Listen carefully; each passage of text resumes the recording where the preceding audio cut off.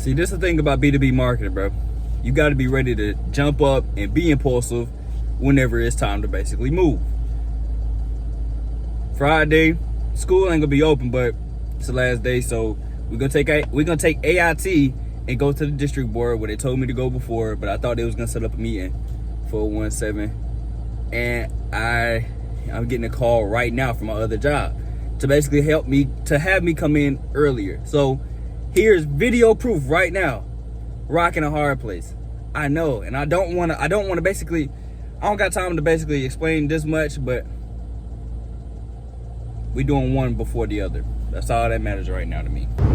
Yep. They be like, well, you do what you want to do. They say, I do what I want to do. And this whole thing looks like I do what I want to do. Nope. It ain't that impulsive. I do what I prepared for. I do what I take time and lay out and prepare for. And speaking of preparation, the first person who was going to give me at least some type of resistance to know what I'm dealing with whenever I go out there was my brother. Before I left the house, he was like, oh, you going out there? Well, you know, they if you go on proposal, you know, they want to see numbers and all that. Knowing that I'm not going with numbers. I'm not going to go out there with numbers because I don't have my proposal. I got a proposal, but this is my proposal. It's more than just showing up this way, but I have what I need to with me. Of course, I have it with me. But that's the first person who was going to give me that type of pushback so I can know what I'm dealing with. It was him. So I appreciate that before I had left. So now I had to work that out in my head and get up there and do my doggone thing, dog. It's like backing me into a corner. The first person who was gonna back me into a corner was gonna be the closest person to me, because they're gonna know. And each of these triggers, whenever I allow myself to basically feel as receptive, one question, all it takes is one question that I may not have the answer to, and it backs me into a corner, which is what I need. It's just like boxing. It's just like any type of opposition fighting, any type of that. It backs me into a corner, so I have to figure out, do I lie, or do I figure this out, or do I tell the truth and keep going? I'm always going with the truth. I might pause. And if I pause, that just means I'm like, oh, it got me, it hit me. So I gotta eliminate those pauses, because any of that, sheesh, something on fire over there. Good grief, that's black smoke too. I don't know what the crap is going on with things catching fire out here, dog. But yo, so if I pause, that in my head, that just means I got. That's what that means in my head. So I have to stop pausing and knowing what I'm there for. He said, yo, they gotta know what they're there for. They gotta know what it is about them wanting to get an audience. They have to know that stuff. And I'm in my head is like, well, why would I be the one to be why would I have this proposition for me to be the one to help them out? But all it's gonna take is compensation. I'm not saying that it can't be done, and he's not saying that either. But all it's gonna take is compensation. But the repeated pattern is what we see is them not wanting to give up compensation, them not wanting to pay. And we understand what it's like coming from an area that doesn't really get a lot of funds. We get that. But with the resources, you can get a lot more than you really bargain for. It just takes time to go look for it. It takes time to really take the risks on people that know what they're doing, but it's gonna cost you. That's the only reason why I gotta do it. I'm learning my own way now about why you have to do that. Because if you want to reach a certain level, you might have to outsource a little bit to get some other help. Not that you can't do it yourself, but because these other people can help you. And if they can, it's up to you if you want to take the opportunity to see what it's like or not. That's all it is, bro. I ain't gonna say that's all it is, but that's a big part. A big doggone part. So, yep, back me into a corner within a split second. And I have to understand why I got back into that corner and what I'm gonna use to get out of it. I'm either gonna dodge it or keep going. Usually time I might just dodge it and keep going because it don't matter a lot of times, but I can't always dodge and keep going because ain't no reason to basically act delusional. If there's a certain piece that you're purposefully ignoring, then that will be on you later on down the line. And you know you're gonna have to face that. You know you're gonna have to face that. That will be on you. Doggone truck slinging rocks. And see, mainly is that when they ask me, well, what is AIT? AIT is a special needs tool. it basically prioritizes the needs of special needs people. Might be more mental than anything. And so it's an assessment that basically guides you through this scenario of how you would react in certain situations. Situations that prompt you to do certain things, situations that might remove certain things from your mind, situations that basically takes more time to think about and see how you react impulsively, where you take your time at. And all of this data can basically tell the person that is guiding them or that is supervising them what their strengths, what their weaknesses are, and what they need to work on. And so it's not even a tool based off academics. It's a tool based off your internal rhythm, your emotional intelligence, stuff that you basically don't even talk about, but you know you deal with it each and every spot. And to not say that it's a lie, and it's not even a liability. 9 times out of 10, it's not even a liability. It's more of an asset. But to the person who doesn't know how to actually use this asset, that's what this is for. It tells you, it gives you a step-by-step. This person scored, they didn't score. This person answered like this. This person answered like this. This person answered like this. So it doesn't grade you. It doesn't do this, because the minute you start going by grades and the minute you start going by numbers is when it gets watered down. Not to say that numbers aren't a factor, because it's all data. But the minute that you do not look at the underlying aspects of why these people scored certain things is where you miss a whole lot of data. It's a whole niche. It's a whole pocket. My pocket especially, because I pay attention to detail. I look at stuff like this. It's important for me because I know how to help people. That's why I do it. Excuse me. That is why I do it. So, with them not knowing how to actually use this program or how to even use this tool, that's why I'm here. That is exactly why I'm here. So, in this transition, I am going to tell them about this place. Tell them about this piece. This is art at the same time.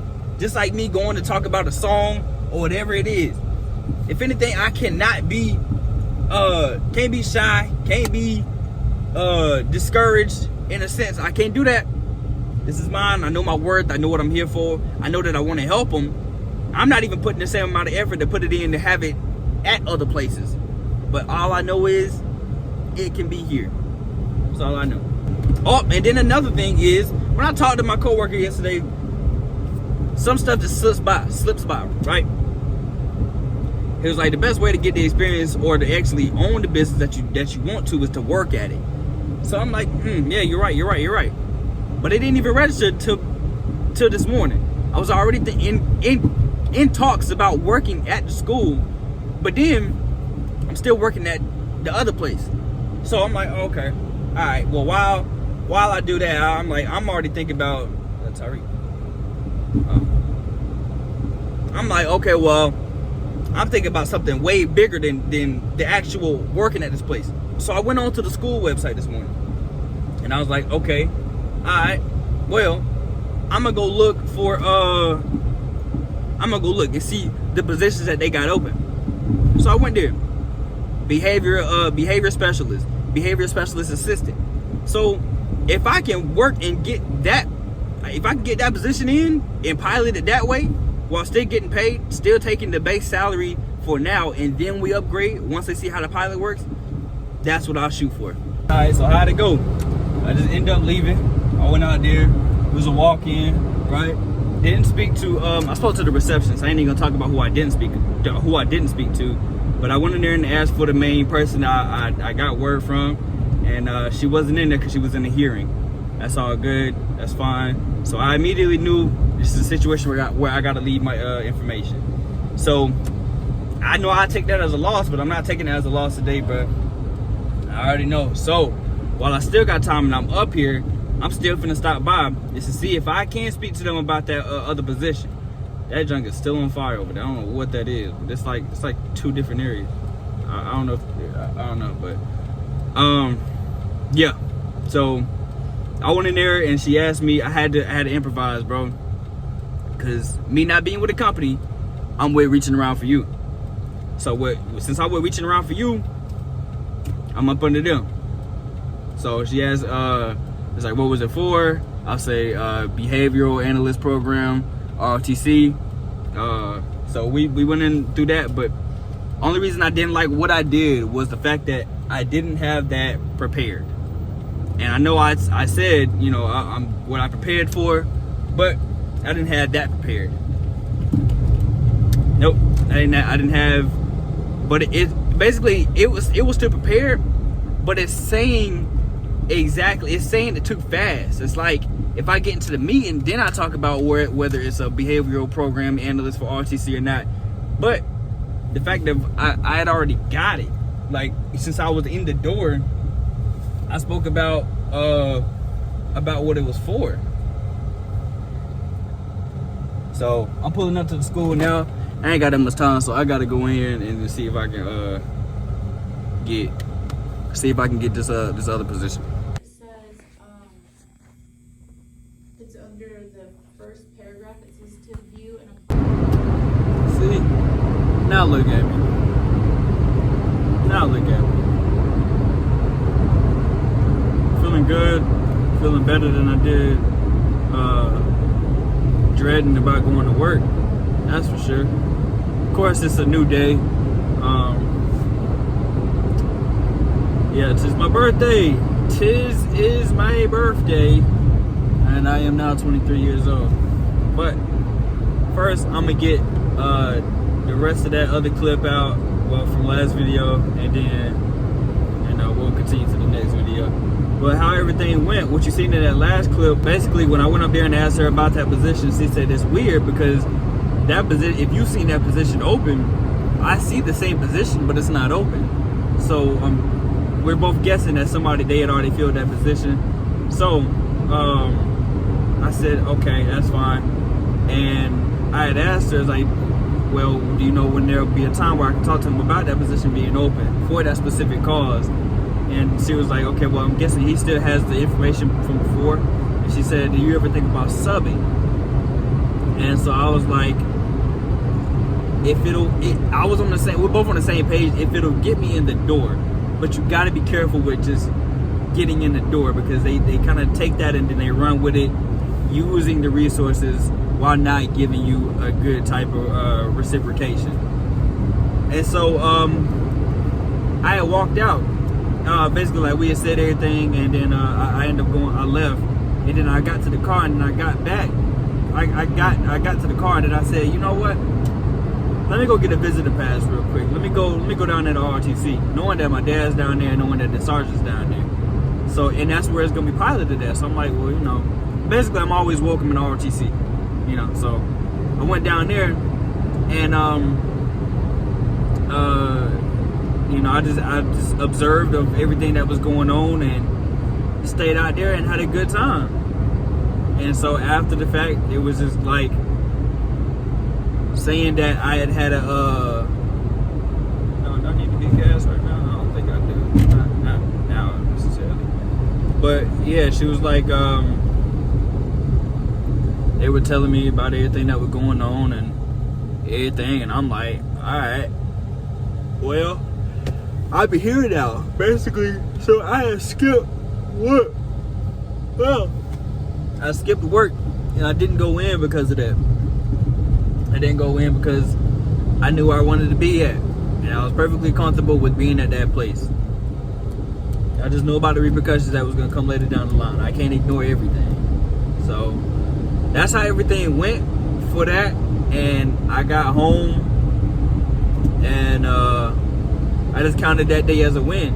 Anytime that I'm coming back home in one piece after going out there to do something like that, it's all a marathon. It's all progress. So I can't be upset that there's no sale, there's no this, there's no that. And just like me and my cousin were talking about, some of these deals take months to go through, take years to go through. It's just like trading. Imagine if you get into trading and before you actually get in it, they tell you that it's going to take longer, and they're actually serious about, nope, it's going to take longer.